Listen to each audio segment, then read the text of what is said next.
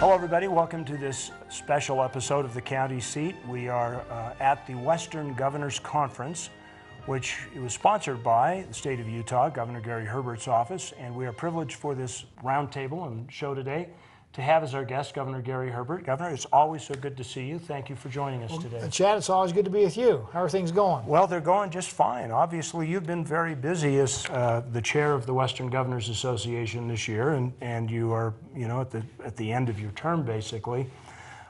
Would you explain a little bit about the Western Governors and how you ended up being the chair? Because I believe Utah's had more than its fair share of chairmen, have they not?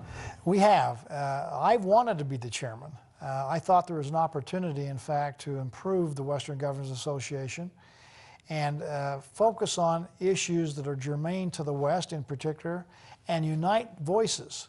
I don't want Utah to be just a lone voice, here in the Intermountain West. We need to combine our voices and be more effective in policy making decisions in Washington, D.C. So I want to be involved. Others wanted me to be involved, and I became the chairman. And even though I'm going to be the past chairman here in a couple of days, I'm still going to be involved because I believe this organization can do a lot of good things for the West. What value has your involvement with the Western Governors Association been, in particular, for the agenda of Utah? Well, most of the states in the West have public lands. And we seem to be the one that's been talking the loudest about the public land issue. But now we've got other states that are recognizing the challenge they're having in their own states and are joining with us on saying, what can we all do collectively to make sure that we optimize the management of the public lands, getting the best outcome for the taxpayers, not just for our respective states, but for all of America. So the fact that we're now coming together on that issue is an important thing. Endangered species, water development, energy, which is a big part of public lands, multiple use of the public lands, which impacts our farmers and our ranchers.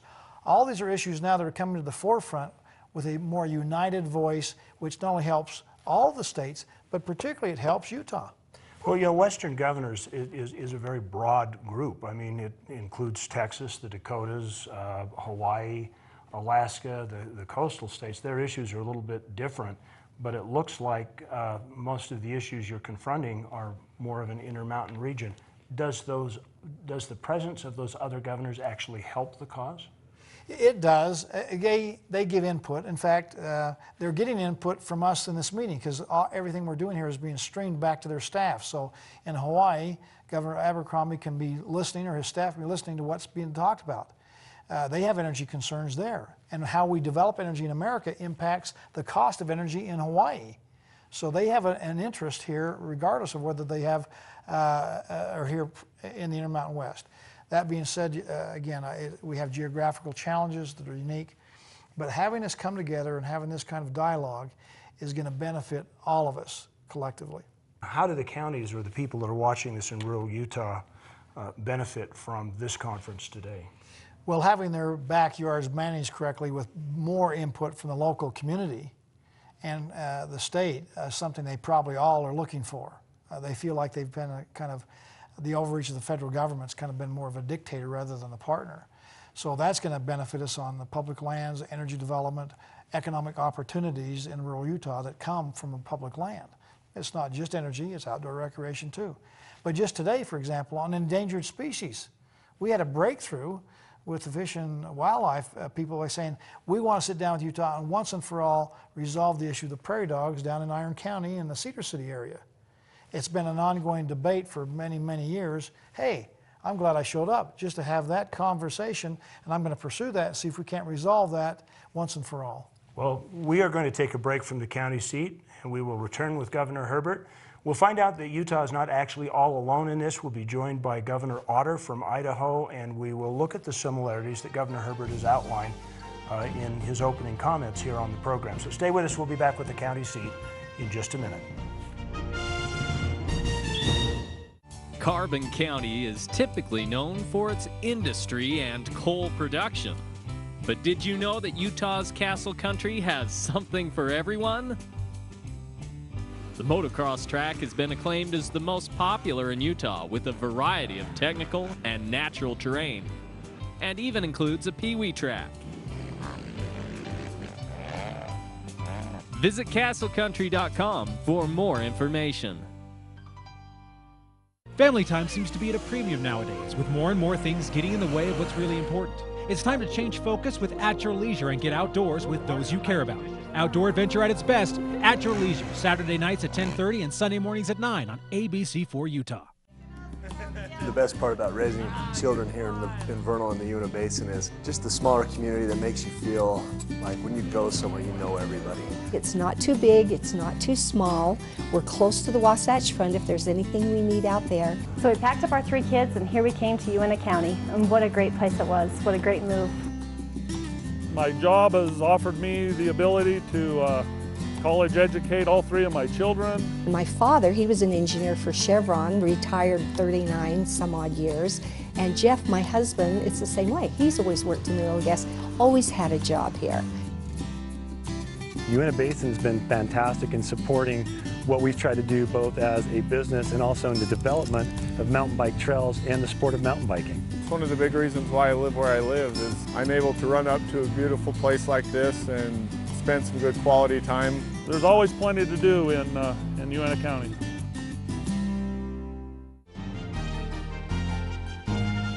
Welcome back to the county seat. We are continuing our discussion at the Western Governors Conference, of which Governor Gary Herbert has been the chair for the last year. And we left our last segment saying that, the problems that the counties of Utah face and that they've addressed quite specifically in this conference are shared by other states as well. So joining us for the discussion is Governor Otter from Idaho. Governor, thank you for joining Governor Herbert. We appreciate having you on the program. Past chairman of the Western Governors Association. So you never really get out of the job, Nope. do you, Governor Herbert? No. Just we rotate the chairs. Well, let's talk a little bit about the agenda. Utah, and you alluded to this in the last segment, we passed House Bill 148, which basically challenged the federal government to return their lands to the state of Utah. And that apparently has come up on the radar in other western states. And Idaho. In fact, the same folks that authored and carried the bill in the Utah legislature came up to Idaho and gave a good dissertation, good reasoning and everything else, which makes sense because if you look at all of our organic acts, the Organic Act was very specific that the state of Idaho, the state of Utah is admitted to the Union on an equal footing in all respects whatsoever with all the original states. Now, if you take the first 13, there isn't enough federal land in those 13 to wad a shotgun. Or if you take, I'm the 43rd state, if you take the first, or the 42nd, 42 states ahead of me, it's the same way. Not exactly as dramatic, but the federal government was never meant to own that land except for posts, forts, and roads. That was it. In fact, we were going to get, and you mentioned, and Rob Bishop has just been a champion on this, and you mentioned today, Gary, that one of the things that we were supposed to get was when Jimmy Carter quit selling land, we're not going to sell any more of these lands. He was gravitating to the needs of all those people east of the Mississippi River. You know, he wasn't thinking about anybody in the West, and that created, at least in my time, the first Sagebrush Rebellion. Well, actually, we not only got Section 16 and 36 in every township at statehood, but we were also supposed to get 5% of the net proceeds from all the federal land that was in the state of Idaho as they were sold because they were supposed to be sold. And so Rob Bishop, Gary, Hatch, the whole bunch, and some of the guys from Idaho, they want us to be able to go out and select 5% of the federal lands that are left and say, this is what we're getting in lieu of the 5% of the proceeds that we're not going to get. Am I dominating this conversation? You're doing very well. I apologize. We're always especially friendly to our neighbors to the north. So let me ask a question about energy policy. Today, the governors jointly put out a 10-year energy plan. How hard was that for the different states and the different perspectives to come to consensus on? Well, in fact, here's the booklet here that's been put together, and it will be released actually Sunday here in a couple of days from when we're filming here today. But it's been a consensus effort of all the governors You know, we had in Utah a 10-year energy plan. That's what I did 2 years ago, giving us a pathway forward with an all-of-the-above approach in a free market competitive society, which is how we've done it historically in this country. And we've had each governor do their own treatise on what they're going to do in their own states. And if we have a collective effort of all these governors, all these states, we now have got 19 states in America that have got a plan.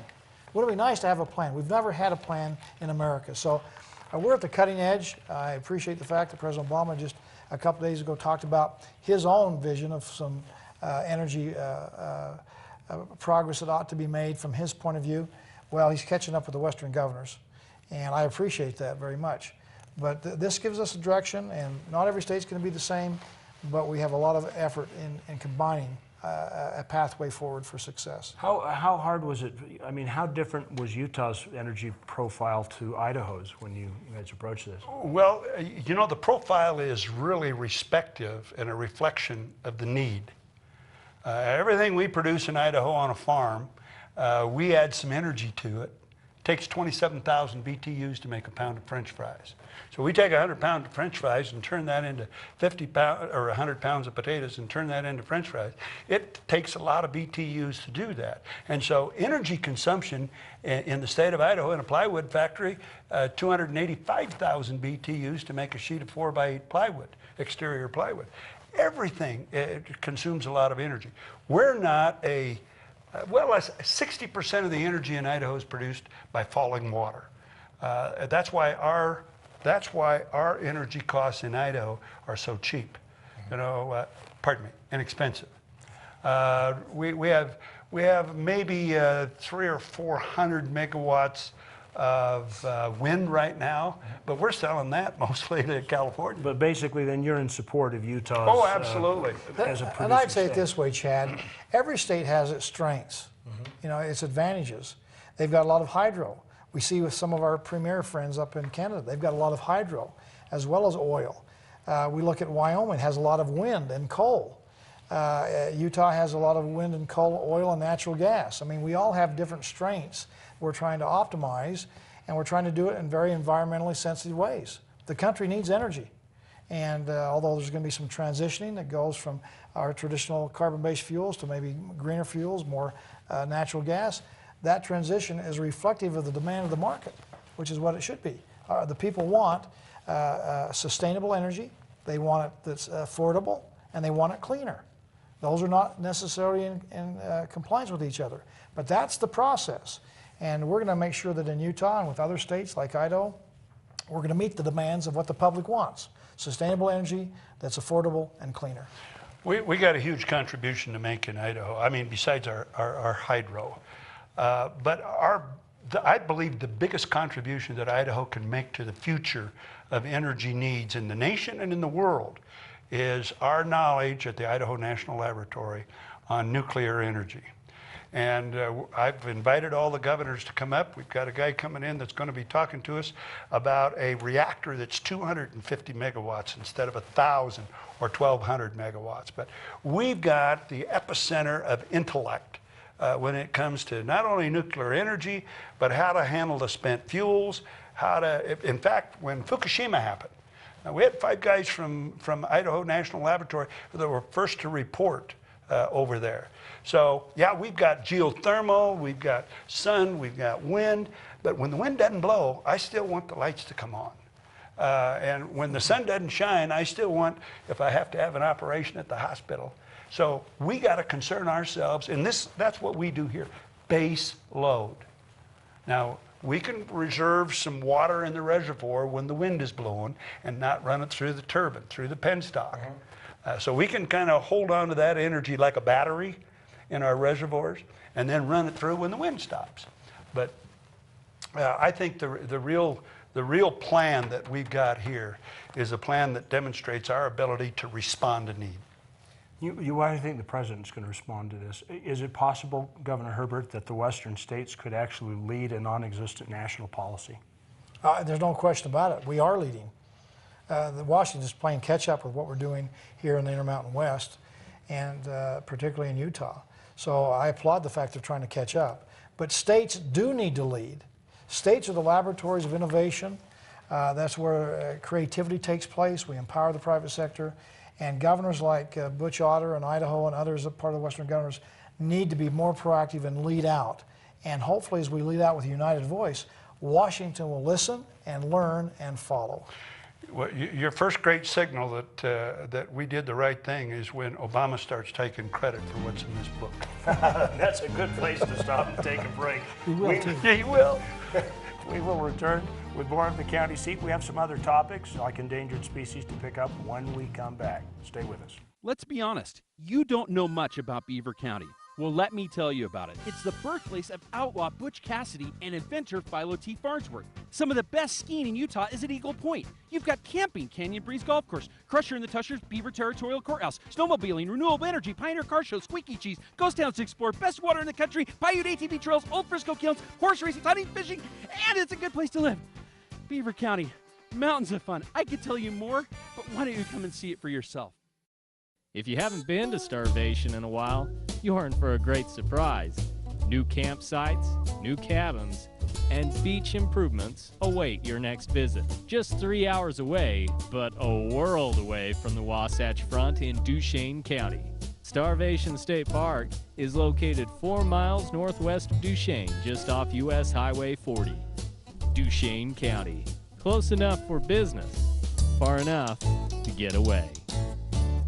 The State of Utah School and Institutional Trust Lands Administration, SITLA, manages 3.5 million acres of Utah lands with the express purpose of providing financial support to further the education of Utah's students, while promoting local industry, oil and gas, even residential development, all at the same time. Through the careful use of trust lands, the School Land Trust Program will distribute nearly $37 million to Utah schools this year. The State of Utah School and Institutional Trust Lands Administration, building the state's permanent school fund. You go through the day-to-day repeating what you did yesterday. Don't you wish you could access that piece of your life that's missing? Find the beauty, serenity, family fun, or anything else that's missing from your life in the Cedar City, Bryan Head area. Gain access to your adventure, whether it's camping, hiking, the arts, festivals, or just a getaway. Visit ScenicSouthernUtah.com for details on all the adventures that you can access in scenic Southern Utah.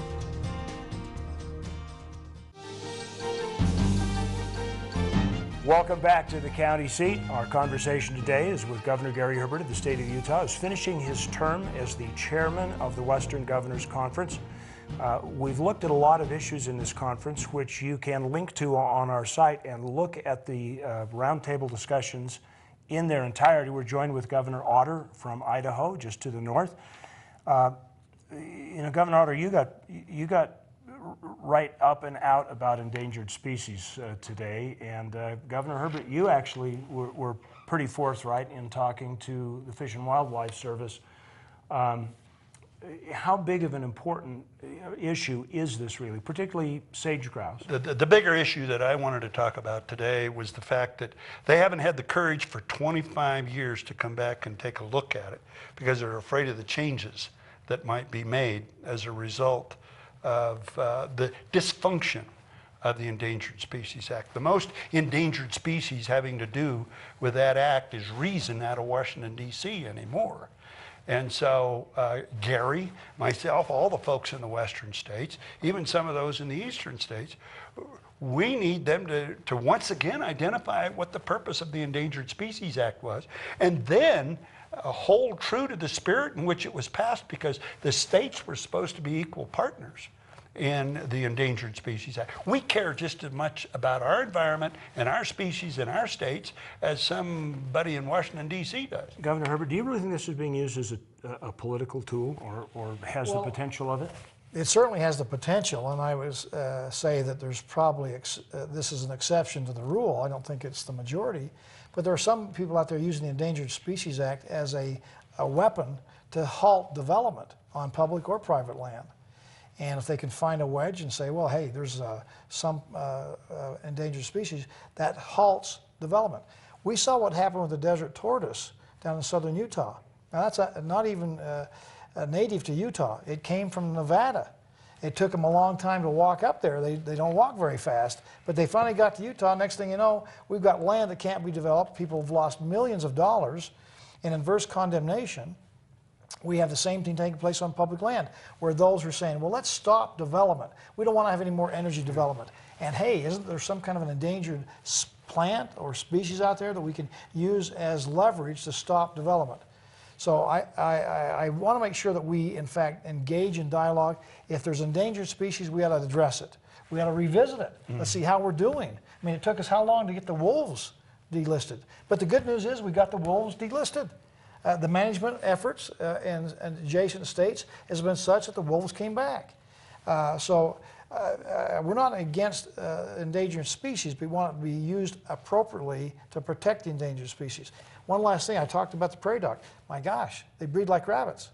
Again, I appreciate that the Forest Service, Fish and Game rather, is now saying to us, maybe we need to take another look at this.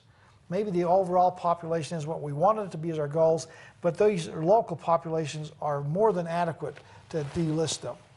Do you think that's a rational approach? I think it's a rational approach, and to back up what Gary said in the conference today, we had a situation in 2001 where folks were taking hair off of a Canadian lynx, off of a stuffed Canadian lynx in a laboratory, and taking it out and put it on the little sticky pads in the resource because they didn't want them to cut the forest. And when they found out about it, they sent those people to sensitivity classes from that. No, I'm telling you the truth. Common sense is the most endangered species in Washington. That's right.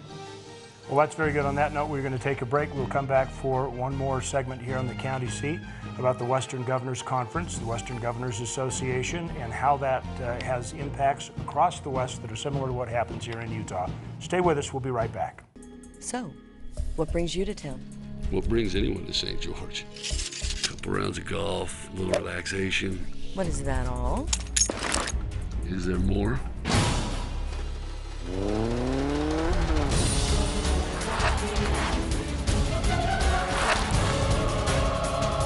In a retirement community? Should have stuck with the back nine.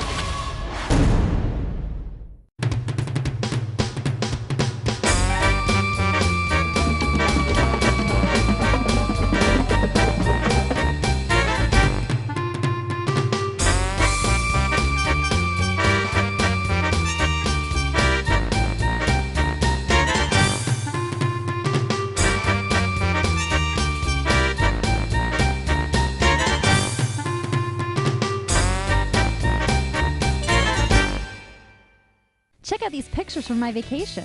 Where did you go again? Garfield County, you know, like Bryce Canyon, Devil's Rock Garden, Where's that? Capitol Reef, Kodachrome Basin, Highway 12. Wait a minute, I wanted to see more. A picture may be worth 1,000 words, but there's nothing like experiencing the real thing firsthand.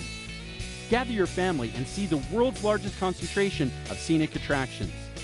Garfield County, Utah. Find the ultimate adventure.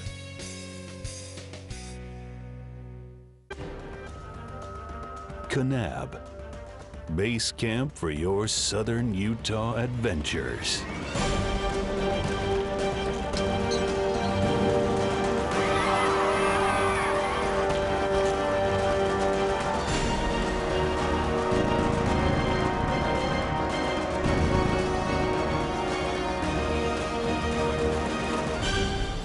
You belong in Kanab. Welcome back to the county seat. We've been having a discussion about the Western Governors Conference recently held in Park City, Utah, hosted by Governor Gary Herbert, who has been the chairman for the past year.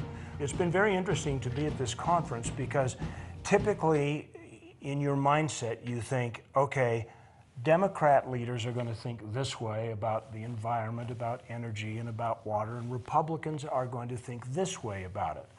And yet it seemed like with both Democratic and Republican leaders at this conference, the consensus was pretty clear on a vast variety of issues. Let's talk a little bit about the dynamic of this organization so that the people watching across the counties of Utah will understand the dynamics of Western Governors. How does it function? Well, I had the good fortune of following Butch in and was able to learn from him. He left some mighty big shoes to fill. But I think it's an organization, number one, that's governors. Governors actually have to do something. We actually have to go back in management and manage and execute. And if we don't get things done, people throw us out of office. Congress, on the other hand, and Butch has been there, he knows this better than most. They pontificate, argue back and forth, and arguing about the same issues today that they did 10 years ago with not getting anything done.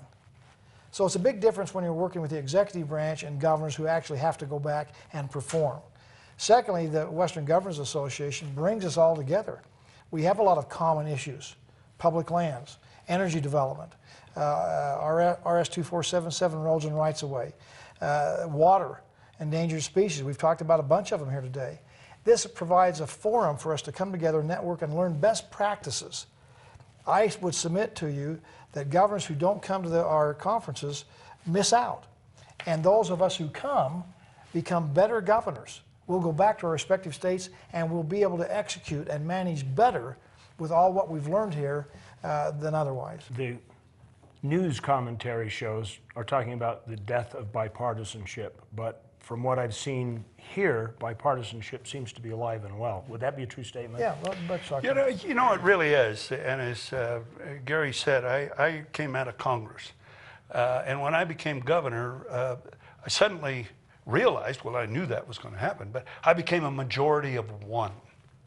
And there's no place to run and hide in some caucus room or some committee room or, you know, some anonymous reflection to your constituents that, well, I'm looking into that and I'm trying to do this and I'm trying to do that. You have to come up with answers because you're going to be held accountable.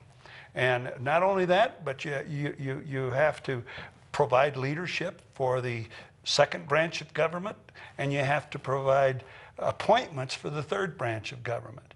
And so in the governorship is so much different, but that should not be an excuse for Congress, 535 members, 100 in the Senate and 435 in the House, to continue the logjam that they're in the middle of. I don't know what has to happen. I think we're already in a crisis. Usually, once a crisis hit, I was there when 9/11 hit. And I remember coming together and holding hands with an independent on one side of me, Bernie Sanders from New Hampshire, and a Democrat on the other side of me, and singing God Bless America on the front steps of the Capitol. And so that was a crisis. But we're in a crisis now, and we're in a crisis of direction, and we're in a crisis of leadership. Congress has got to come together, and an example from the Western Governors Association is the best place to get it. We're practical problem solvers. That's what we need: practical, common sense problem solvers. Look to the governors. Well, that's a great note to end on. Yeah, it's winning government always. There you go. WGA, very good. Yeah. Gentlemen, thank you for joining Chad. us Thanks so for much. having us Governor here. Herbert, very nice to meet you. Thank you for joining us on The County Seat. We'll look for you next week. Check out our website, thecountyseat.tv. We'll see you later.